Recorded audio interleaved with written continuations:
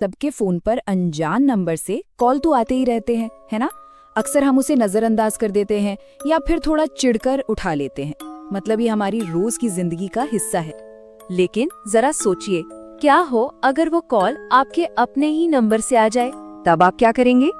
तो चलो चलते हैं उसी रात में, जब एक मामूली सा कॉल कुछ बहुत ही अजीब और डरावना बन गया। कहानी शुरू होती है एक अनजान कॉल से। ये वाकया है पुणे का। रजत नाम का एक लड़का रात में अपने घर पर बिल्कुल अकेला था और वक्त हो रहा था रात के 2:17। और तभी उसका फोन बजता है, लेकिन स्क्रीन पर जो नंबर फ्लैश हो रहा था उसे देखकर तो मानो उसकी सांस ही रुक गई। वो एकदम सन्न रह गया, क्योंकि स्क्रीन पर जो दिख रहा था ना, वो कोई नॉर्मल स्पैम कॉल नहीं था। ये तो कुछ ऐसा था जो हो ही नहीं सकता, ऐसा नामुमकिन सा, क्योंकि कॉल आ रहा था उसके अपने ही नंबर से। हाँ, कॉल उसी के नंबर से था, एक डिजिट सेम, और तो और कॉन्टैक्ट नाम भी वही था जो उसने खुद सेव कर रखा था, माय नंबर। तो पहले तो उसने यही सोचा कि भाई कोई नेटवर्क का ग्लिच होगा और उसने कॉल को इग्नोर कर दिया। लेकिन फोन फिर से बजा और फिर एक बार और, मतलब कॉल रुकने का नाम ही नहीं ले रहा था। अब डर तो लग रहा था, कंफ्यूजन भी थी, पर रजत ने सोचा कि वो इस चीज का सामना करेगा। उसे जानना था कि आखिर दूसरी तरफ है कौन। तो उसने फोन उठाया और जो आवाज उसे सुनाई दी वो जानी पहचानी सी थी।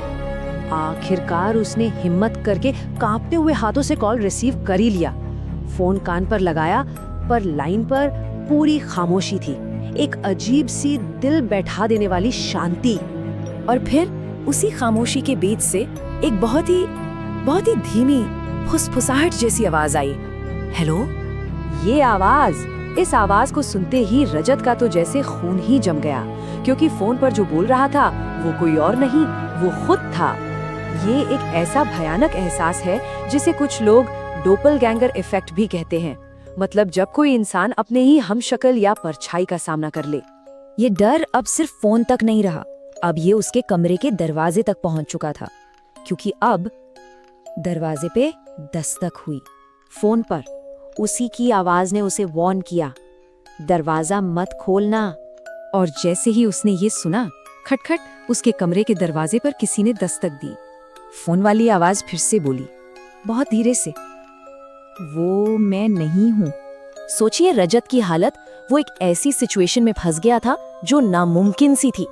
एक तरफ फोन पे उसकी अपनी ही आवाज जो उसे चेतावनी दे रही है, और दूसरी तरफ दरवाजे के बाहर शायद वो खुद। कहानी अब अपने आखिरी सबसे खौफनाक मोड़ पर आ चुकी थी। तो वो धीरे धीरे बिना कोई आवाज किए दरवाजे की तरफ बढ़ा, और दरवाजे के नीचे जो गैप था ना, वहां से उसे एक परछाई दिखाई दी।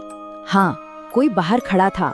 और फिर बाहर से एक आवाज आई जो बिल्कुल रजत की ही थी। वो कह रही थी, रजत, दरवाजा खोलो। और ठीक उसी वक्त फोन पर जो आवाज थी वो चीख पड़ी, मत खोलगा। अगली सुबह जब लोग वहां पहुंचे तो रजत का कमरा खुला हुआ था, उसका फोन जमीन पर पड़ा था, और सबसे अजीब बात ये थी कि वो कॉल अभी भी एक्टिव था। तो इस पूरी कहानी से क्या समझे? शायद ये एक चेतावनी है कि अगर कभी किसी के पास उसी के नंबर से कॉल आए तो उसे बस एक ग्लिच समझकर इग्नोर नहीं करना चाहिए। क्या पता वो कॉल किसी को बचाने की ही कोशिश कर रहा